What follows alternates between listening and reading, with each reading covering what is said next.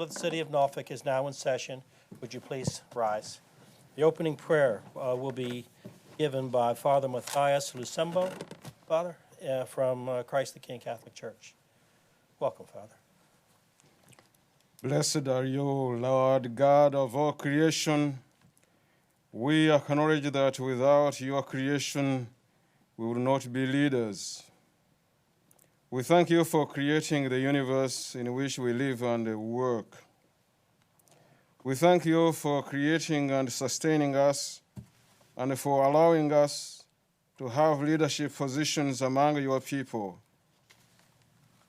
As creation begins and ends in you, may also our deliberations begin in you, continue with your guidance, and be concluded according to your will. God, enlighten and fill us with your wisdom, so that we keep in mind, as we discuss, that we are stewards of your creation. May our decisions promote the rights, freedom, security, peace, and the well-being of your people. Lord, each one of us is different, with a different background and opinion. Help us to compromise for the good of your people.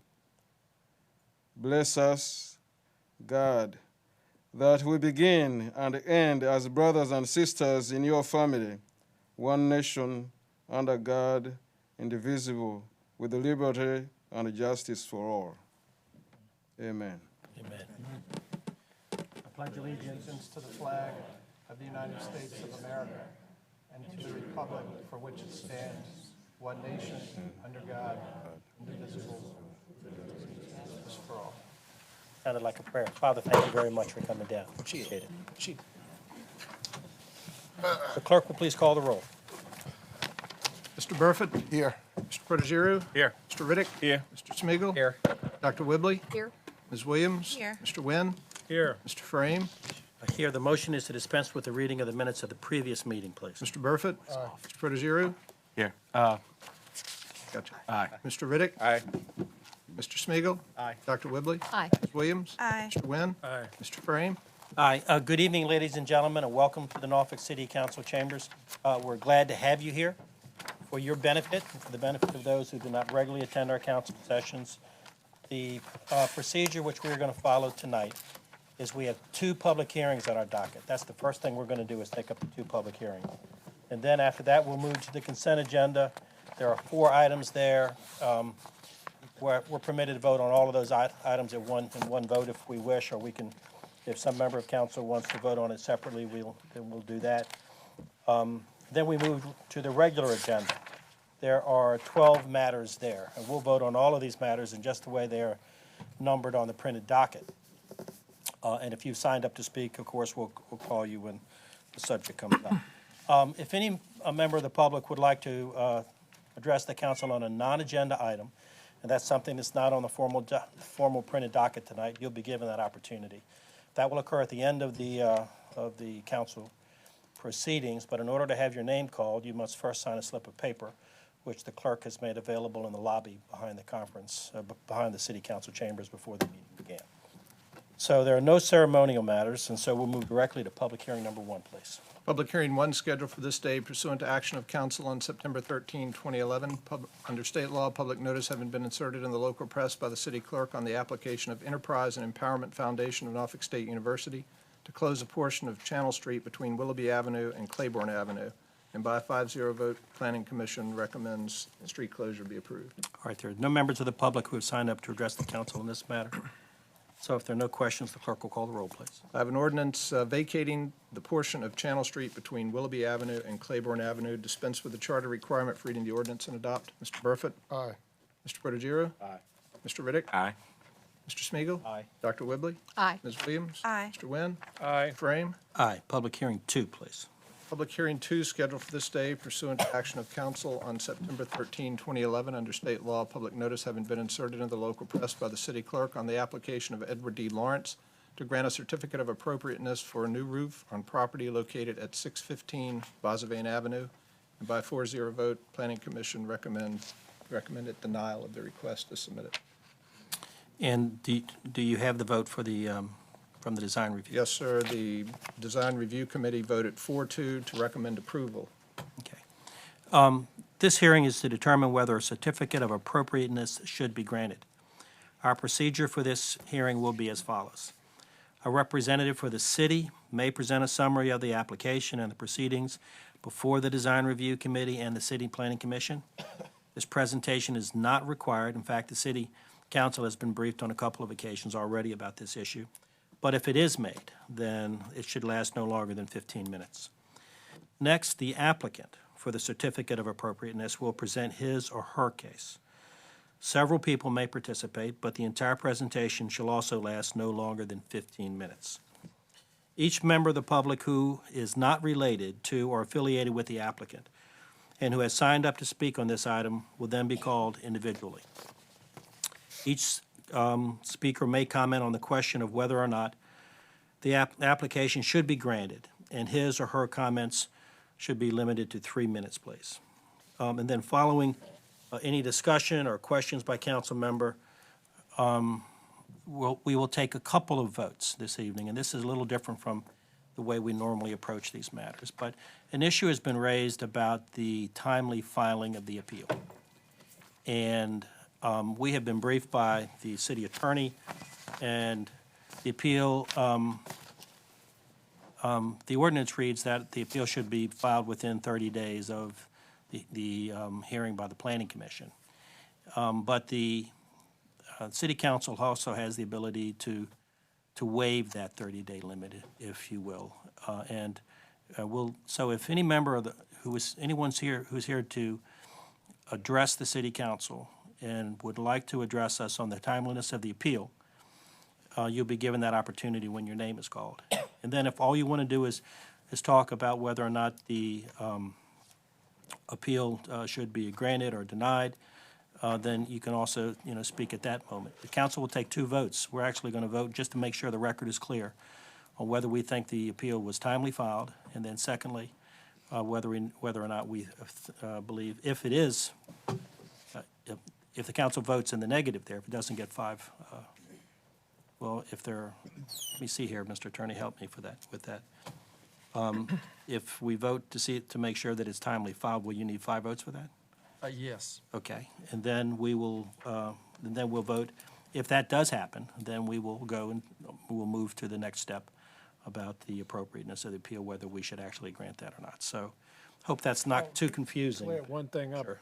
There was discussion about the notice being sent from our department telling them the time, which they did meet, but which was in fact past the 30-day limit. So it was, I would say, through no fault of the applicant, or maybe it was through fault, but he was informed, they were informed that they had one time, and in fact, on a total, if you looked at the law.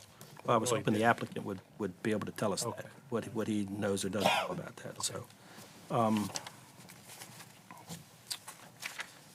Why don't we begin? Would a representative from the city like to make a statement? Mr. Mayor, you have been... Why don't you come to the podium, Frank, please? Mr. Mayor, members of council, you have been briefed on this item previously, and then we had a lengthy discussion about it earlier tonight downstairs. So unless members of council have questions, we will not provide any additional statements.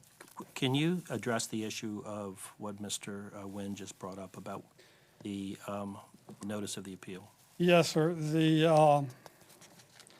The ordinance specifies that appeals of decisions of the Planning Commission regarding the denial of a certificate of appropriateness must be received by the city within 30 days of that decision.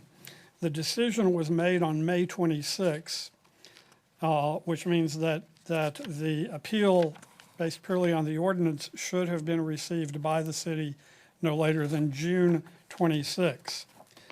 However, when my staff wrote the letter of denial, which is it is the letters from my staff that signify to an applicant whether they can proceed They have to have that letter in order to proceed, and that letter is how they base what they would do.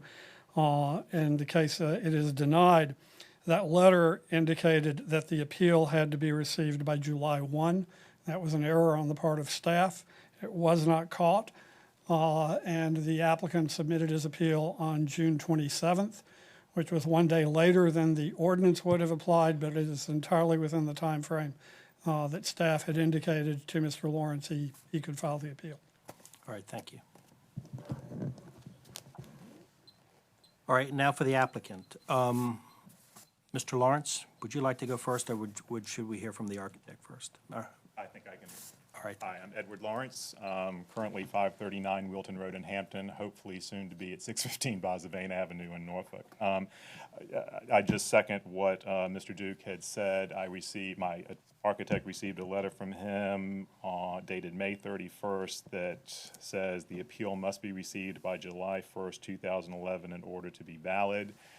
I wrote a letter on the 27th of June, mailed it, and have a return receipt request from the city that they received it on the 28th. So according to my findings, I was 3 days early. Naively, maybe I should have followed up and checked to make sure that that was protocol, but I was going by what I had been informed by the city to do in this matter. All right. Thank you. All right. Mr. Lawrence, we'll now hear from your architect, Wayne Anderson. And you have 15 minutes, so if you're quicker. Okay. My name is Wayne Anderson, 360 Southport Circle. I may, and don't criticize my model building skills, but I did two little models of before and an after, so you have a visual of what we're doing. Sure.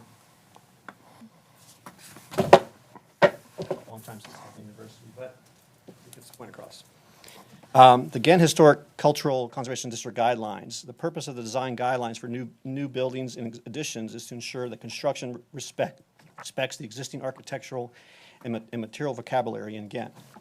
I don't know if you all had the drawings we've seen, but we've done that with our additions. I do have a background in historic preservation. I worked for Hanbury Evans for 26 years with John Paul Hanbury. I did many renovation historic projects. Any renovation should accumulate in design that fits nicely into the streetscape. As with new construction, renovations should promote the compatibility through continuity of cornice height, first floor elevations, floor-to-floor elevations, number of stories, materials.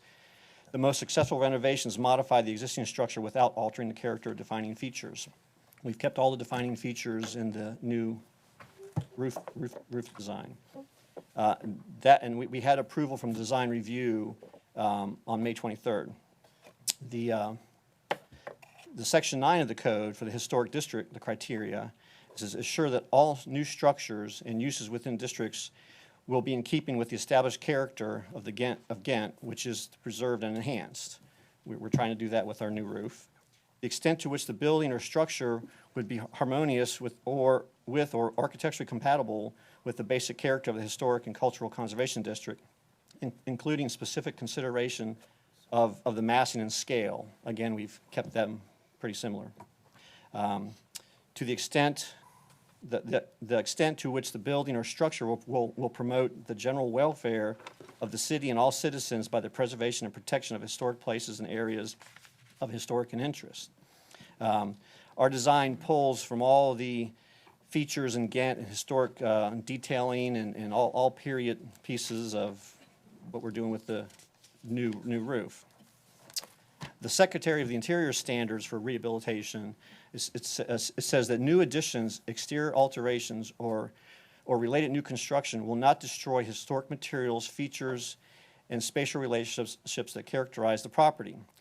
The new work should be differentiated from the old and will be compatible with the historic materials, features, size, scale, proportion, massing to protect the integrity of the property and its environment. Again, we tried to keep that. We don't want to create a false sense of history, which that they're always against doing something like that. The third floor was destroyed by fire. We're going to keep everything from the second floor down. We're going to renovate and restore all that, but everything above, which is gone, is going to be the new roof design. It says new additions and adjacent or related new construction will be undertaken in such a manner that if removed in the future, the essential form and integrity of the historic property and its environment will not be unimpaired. The roof could be removed and the old one put back if someone chose to do so. We're not damaging any of the materials that are left on the property. The new work is from the second floor line up. The structure is, damaged by fire and gone. The roof could be removed. I did that. We were denied in the Planning Commission because opponent came with a photograph of the existing structure. And the Planning Commission said if they have a photograph of something existing, they can't approve a change. Nowhere in the guidelines is to say that if you have a photograph, you have to do that. That would stop all design review process because anybody could come with a photograph and say, this is the way it was before, you can't change it. That wasn't in the ordinance. It's not in the spirit of the code, the little photograph statement.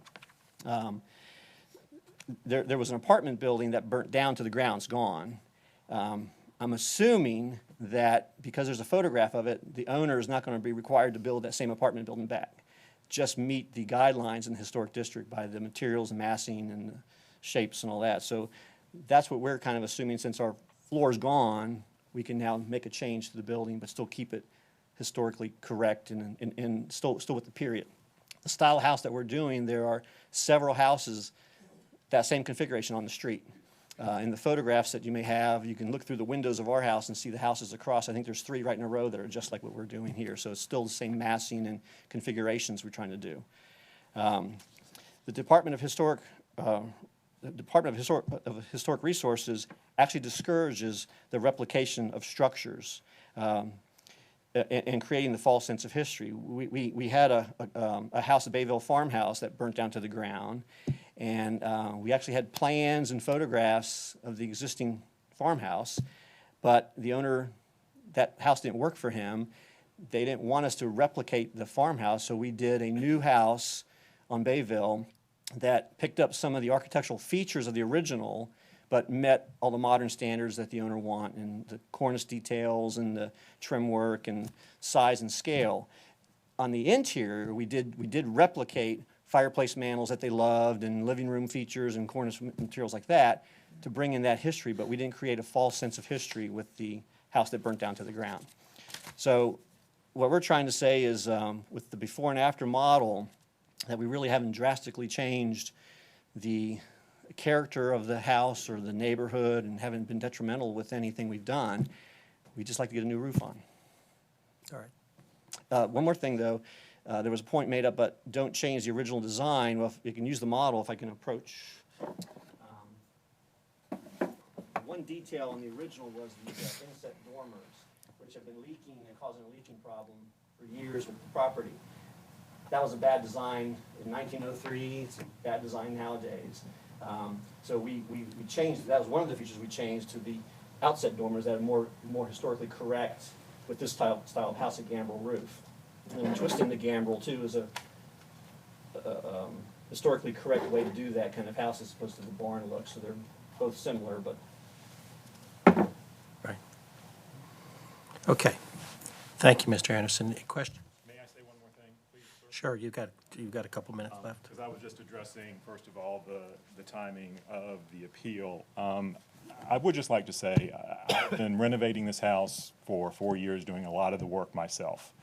I would have never come to you just on a whim to say, can I tear the roof off and replace it? The newest house I've ever lived in was built in 1951. I love old houses. I love seeing them maintained in the way they should be. I've always thought the house kind of looked like a barn. Through no fault of mine, my 3rd floor was gone, and I'm trying to keep the same style roof by just turning it 90 degrees. And that's all I wanted to say. Thank you. All right, thank you. Thank you. All right, we've got 3 members of the public to address this matter. When I call your name, if you come to the podium, give us your name and your present home address for the record, please, and then limit your remarks to 3 minutes. Greta Gustafson. I gave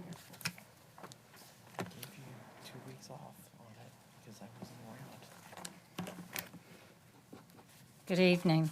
My name is Greta Gustafson, and I reside at 421 West Butte Street in the Freemason section of Norfolk. I'm here tonight to express my opposition to item public hearing 2. Although I do not reside in Ghent, my neighborhood falls under the same guidelines that Ghent does, and I've lived under one iteration or another of those guidelines in West Freemason since 1977. What happens to one of us happens to both of us. I happened to be at the Design Review Committee meeting on May 23, 2011, when the application for a certificate of appropriateness initially was presented. I couldn't believe the reason that the reason for the change from the original architectural features. The reason that was given was basically it was thought that the original architect erred in the design, and his design was not appropriate, and that the new design was more appropriate and accurate. Historically accurate, no. To some other building, maybe yes, but not to this one. I was very pleased to hear that the City Planning Commission denied the request on May 26, 2011. I think the best way I can state my opposition to the appeal is to again give you my name, Greta Gustafson. That's been my name since the day I was born, and I've retained it as my legal name ever since. I can't begin to tell you how many times upon hearing my name, people have expected to see a 5'10", blonde-haired, blue-eyed person or a Greta Garbo look-alike, but what they got was me. Aesthetically, I might not be as pleasing, but architecturally and historically, I'm accurate. I don't believe that a variation from the norm or what is expected diminishes a person, and it most certainly doesn't diminish the intent of the architect that designed 615 Bosavane Avenue, or the need for the house to be restored as originally designed. I sincerely hope that you will deny the appeal. Thank you. Irene Blake?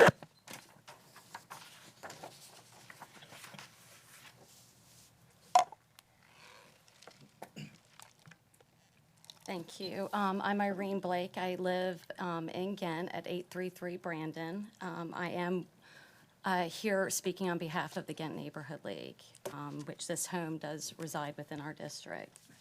You know, one of our main things is always making sure that Ghent does stay a historic district and keep the charms of what it has. And, you know, in preserving and protecting a historic district, it also means preserving and protecting the homes that contributed to this historic district, which 615 Bosavane was a contributing home. And, you know, we really do feel that changing these roof lines changes what the intent of this home was originally designed to look like. It changes it from what you would see as a Dutch colonial to a completely different home. And looking in the immediate area, I didn't see homes that had sloped roofs that looked like a Dutch colonial home with a sloped roof up from the front. It just doesn't, I can't see it, and I just don't see it as being historically accurate. And we just ask that, you know, not to reimagine homes, you know, what they would be better. It's something to take a home, a beautiful Victorian, and, you know, a tragic and terrible accident to happen when you've been through so much in renovating the home already, and then decide, you know what, I'd prefer an arts and crafts home, so I'm just going to change it a little bit. It is historic, you know, an arts and crafts home, but I want to change it a little bit and make it an arts and crafts. Well, it wasn't. It was Victorian, and we ask that, you know, we keep the homes the way that they were intended originally and preserve what they are. So thank you very much. Thank you. Johnny Blake? Didn't want to speak. Pardon me? Okay, did not wish to speak, but registered as an opponent. Okay, that concludes the list of speakers that I have in front of me. Did anyone else come here to speak on this matter tonight? Okay. All right, so help me, Mr. Attorney. We'll have two votes, right? Right. It first will be a motion to waive the 30-day appeal period. An aye or an affirmative vote will be in support of then moving to vote on the appeal itself. In order to get to the appeal itself, the motion to waive the 30-day period will require 5 votes. Okay, all right. Well, let's see if anybody's willing to make that motion. I move that we waive the 30-day period. Okay. All right, then we have a second. We have, Dr. Whibley has seconded the motion, okay. We don't normally require seconds, but that's fine, so. All right, call the vote, please. Mr. Burford? Aye. Mr. Protogiru? Aye. Mr. Riddick? Yeah, I vote aye, but I thought the postmark would serve as that he got it within that 30-day period, but still I vote aye. Mr. Smeagol? Aye. Dr. Whibley? Aye. Ms. Williams? Aye. Mr. Wynn? Aye. Mr. Frame? Aye. All right, now, the next vote is we get to the heart of the matter, and which is the certificate of appropriateness. Any questions or comments anyone has before we vote? Can you explain what the vote, if you vote yay, then it's yes, then That's right, then is it a approving it's, them it's approving the applicant's design. design? We're sure, okay, just want to make sure. All right, call the roll. The work Okay. has not been done yet, has it? No. No. Okay. An ordinance to grant a certificate of appropriateness for reconstruction of the third floor and roof on property located at 615 Boston Avenue. Dispense with the charter requirement for reading the ordinance and adopt. Mr. Burford? Aye. Mr. Protogiru? Aye. Mr. Riddick? Aye. Mr. Smeagol? Aye. Dr. Whibley? Aye. Ms. Williams? Aye. Mr. Wynn? Aye. Mr. Frame? Aye. All right, thank you all for coming down tonight. The consent agenda, please. Would any member of the council like to have any item considered separately? You want your models back? Yeah. Yeah. We got kids, you can have them. Consent agenda. I have a 5 and a 2-year-old. They're yours. Thanks. Okay. They'll make that one barn. You're not worth $50. Ask your kids which one they like better. That's really, in the morning. Okay, all right, Birds, okay. bees, and bunnies. Okay. Okay, the consent agenda, call the roll, please. Approve the consent agenda. Mr. Burford? Aye. Mr. Protogiru? Mr. Riddick? Mr. Smeagol? Aye. Dr. Whibley? Aye. Ms. Williams? Aye. Mr. Wynn? Aye. Mr. Frame? Aye. R1, please. R1 is an ordinance accepting grant funds in the amount of $18,014 from the Virginia Department of Criminal Justice Services for the Criminal History Records Improvement Program, accepting $4,503 in matching funds from the Norfolk Sheriff's Office and appropriating and authorizing the expenditure of the funds for the program. Dispense with the charter requirement for reading the ordinance and adopt. Mr. Burford? Aye. Mr. Protogiru? Aye. Mr. Riddick? Aye. Mr. Smeagol? Aye. Dr. Whibley? Aye. Ms. Williams? Aye. Mr. Wynn? Aye. Mr. Frame? Aye. R2, please. A resolution approving the guidance document for the Chesapeake Bay Coastal Management Area to establish parameters for the use and enjoyment of the coastal area. Ellis James.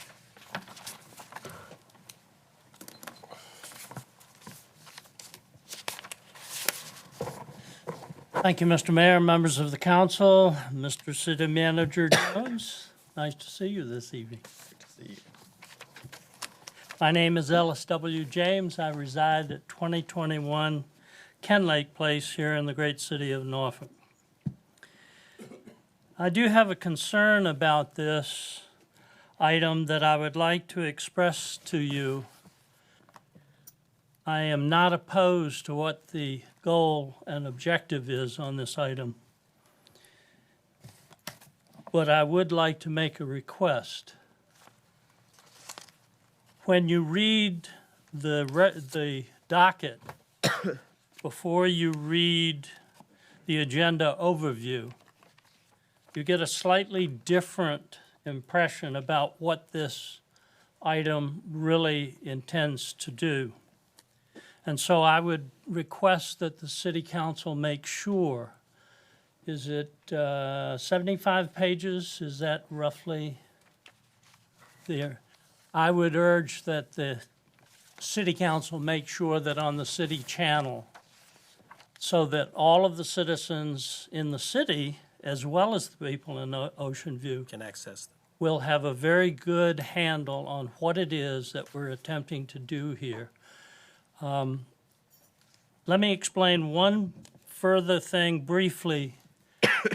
In your C-approved agenda tonight, item C3 refers to a public hearing scheduled on comments on the Hampton Roads Regional Water Supply Plan. I think it would be very helpful. I know how good and sharp Kristen Lentz is, and I think it would be very helpful that we, before that hearing takes place, that we do have an opportunity to share the thrust of that action with the citizens so that they will understand fully what's going on. And that's the same principle that I'm raising here with respect to what you're voting on tonight. Yeah, and I think that's a really good point, Ellis. You know, we don't really have per se a regional, we don't have a water system that's called the Hampton Roads Water System. We have a Norfolk water system, which Right. is actually much, it's, you know, the region drinks from it. So we'll try to make that Okay. Thank you, Mr. Mayor. clear. All right, thank you. Okay, call the roll, please. Adopt the resolution, Mr. Burford? Aye. Mr. Protogiru? Aye. Mr. Riddick? Aye. Mr. Smigiel, Aye. Dr. Whibley? Aye. Ms. Williams? Aye. Mr. Wynn? Aye. Mr. Frame? Aye. Mr. Manager, did you get the, you know, the point, especially about the public hearing on the water system? I think that's a state requirement that we, you know, working through the planning district, that we have this public hearing on this document. But the truth of the matter is, it impacts the city of Norfolk water system. Stanley shaking his head, but there is no, we're just part of, our system is part of a region-wide system. And there's always been talk that somehow the Norfolk system would be donated to a regional system, and that's not the case here at all. So, okay, R3, An ordinance approving an agreement with the Commonwealth of Virginia Department of Transportation for the design and construction of the citywide traffic signal upgrade to LED project and appropriating and authorizing the expenditure of funds for said project in the amount of $300,000, subject to and in accordance with the terms and conditions of said agreement. Dispense with the charter requirement for reading the ordinance and adopt. Mr. Burford? Aye. Mr. Protogiru? Aye. Mr. Riddick? Aye. Mr. Smigiel, Aye. Dr. Whibley? Aye. Ms. Williams? Aye. Mr. Wynn? Aye. Mr. Frame? R4, An ordinance approving an assignment by SEO and Kong, Inc. to J.R. and Sang Corporation of that certain lease between the City of Norfolk as lessor and SEO and Kong, Inc. as lessee. Dispense with the charter requirement for reading the ordinance and adopt. Mr. Burford? Aye. Mr. Protogiru? Aye. Mr. Riddick? Aye. Mr. Smigiel, Aye. Dr. Whibley? Aye. Ms. Williams? Aye. Mr. Wynn? Aye. Mr. Frame? aye, R5, An ordinance granting a special exception to permit the operation of an entertainment establishment on property located at 411 Granby Street. By 5-0 vote, Planning Commission recommends approval. Dispense with the charter requirement for reading the ordinance and adopt. Mr. Burford? Aye. Mr. Protogiru? Aye. Mr. Riddick? Aye. Mr. Smigiel, Aye. Dr. Whibley? Aye. Ms. Williams? Aye. Mr. Wynn? Aye. Mr. Frame? aye, R6, please. An ordinance granting a special exception to permit the sale of alcoholic beverages for off-premises consumption on property located at 5900 East Virginia Beach Boulevard, Suite 206, and by a 2-2 vote, Planning Commission recommendation would be reported as a denial. All right, Mr. Nussbaum, the attorney for the applicant, is here to answer any questions if we have any. And Mr. Goldman, who is the proponent of the project, is also here. So the planning commission gave a denial Are they tied? for the tie, because this is for warm, this is not for, Right. okay. Okay, Dispense with the charter requirement for reading the ordinance and adopt. Mr. Burford? Aye. Mr. Protogiru? Aye. Mr. Riddick? Aye. Mr. Smigiel, Aye.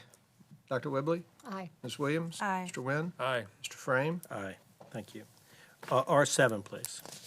An ordinance granting a special exception to permit the operation of an automobile repair facility on property located at 509 West 25th Street. By a 5-0 vote, Planning Commission recommends approval. And Mr. McConaughey, did I say that right? Brian McConaughey is here to answer questions if anyone has any. Okay, Dispense with the charter requirement for reading the ordinance and adopt. Mr. Burford? Aye. Mr. Protogiru? Aye. Mr. Riddick? Aye. Mr. Smigiel, Aye. Dr. Whibley? Aye. Ms. Williams? Aye. Mr. Wynn? Aye. Mr. Frame? aye. Why don't you read 8 and 8A, please? R8 is an ordinance granting a special exception to operate an automobile sales and service establishment on property located at 5328 East Virginia Beach Boulevard. And 8A is an ordinance granting a special exception to permit the operation of an automobile repair facility on property located at 5328 East Virginia Beach Boulevard. And by 5-0 vote, Planning Commission recommends approval. Mr. Kale, are you here? Is here to answer questions if there are any?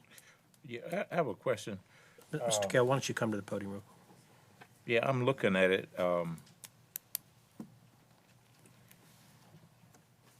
and what I'm looking at, it is positioned at the rear of the property on the boulevard? No, sir. The front of the property is on the boulevard. It's just a parking lot. Uh-huh. Okay, and so where would the automobiles be displayed? Well, actually, under our special exception, we're only doing motorcycles, scooters, ATVs. There are no automobiles on the property. So are you requesting automobiles? No, sir. Okay. But there's no distinction between automobiles and other motorized vehicles in the city of Norfolk, to my knowledge. Okay. You got them up there now, right? I've seen the scooters and. Yes, sir. We are currently zoned for a rental operation at the moment. Oh, okay. The repair will be done in the rear of the facility? There are two service bays already on site, Right. and they will be done in there. Okay. All right, okay, thank you. Dispense with the charter requirement for reading the ordinances and adopt. Mr. Burford? Aye. Mr. Protogiru? Aye. Mr. Riddick? Aye. Mr. Smigiel, Aye. Dr. Whibley? Aye. Ms. Williams? Aye. Mr. Wynn? Aye. Mr. Frame? Aye, R9, please. An ordinance granting a special exception to permit the sale of alcoholic beverages for off-premises consumption on property located at 1301 East Little Creek Road, Suite 4. By a 5-0 vote, the Planning Commission recommends approval. And Jesus Hernandez is here to answer questions. All right, Dispense with the charter requirement for reading the ordinance and adopt. Mr. Burford? Aye. Mr. Protogiru? Aye. Mr. Riddick? Aye. Mr. Smigiel, I'm just curious, did the Civic League, Frank, did the Civic Leagues talk about this? I know it was sent to Larry Moore Lawns, but did the applicant visit the Civic League and talk to them about it? There is no requirement in the ordinance for the applicant to visit the Civic League, which is why I sent a letter out to the Civic Leagues advising them, giving them contact information. I don't know in this instance if the Civic League contacted this applicant and raised any issues. I can tell you no one came to the Planning Commission hearing to raise any issues or concerns with it. And normally in this neighborhood, if the Civic League or any neighbors have concerns, they are very quick to let me know. Yeah, I know. It was 5-0. It was unanimous. How did Ms. Stone vote? She voted in support. okay. Aye. Dr. Whibley? Aye. Ms. Williams? Aye. Mr. Wynn? Aye. Mr. Frame? Aye. Good luck, Mr. Hernandez. Where are we? R10, is that right? 10, yes, sir. An ordinance granting a special exception to permit the operation of an eating and drinking establishment on property located at 330 West 22nd Street, Suites 104 and 105. By 5-0 vote, Planning Commission recommends approval. Dispense with the charter requirement for reading the ordinance and adopt. Mr. Burford? Aye. Mr. Protogiru? Aye. Mr. Riddick? Aye. Mr. Smigiel, Aye. Dr. Whibley? Aye. Ms. Williams? Aye. Mr. Wynn? Aye. Mr. Frame? Aye, R11. A resolution approving the Norfolk Community Services Board's performance contract with the Commonwealth for the fiscal year 2011-2012. Adopt the resolution. Mr. Burford? Aye. Mr. Protogiru? Aye. Mr. Riddick? Aye. Mr. Smigiel, Aye. Dr. Whibley? Aye. Ms. Williams? Aye. Mr. Wynn? Aye. Mr. Frame? Did I hear a pause there? Andy, was that a, aye? Perhaps I should. Okay. More duty. All right. R12. An ordinance to amend and reordain the fiscal year 2012 compensation plan ordinance so as to add one new section extending the annual leave rollback date from September 30, 2011 to October 31, 2011. Dispense with the charter requirement for reading the ordinance and adopt. Mr. Burford? Aye. Mr. Protogiru? Aye. Mr. Riddick? Aye. Mr. Smigiel, Aye. Dr. Whibley? Does anybody have any questions on this? Because Angela is our expert on this. We had this presented to committee. That's right. And Angela, would you like to make any comment? No, we'll just, I'm good. Aye. Good job, Dr. Whibley. Ms. Williams? Aye. Mr. Wynn? Aye. Mr. Frame? Aye. That's all I have, Mr. President. No kidding. Okay. Nobody got hurt. Okay, Dan Montague.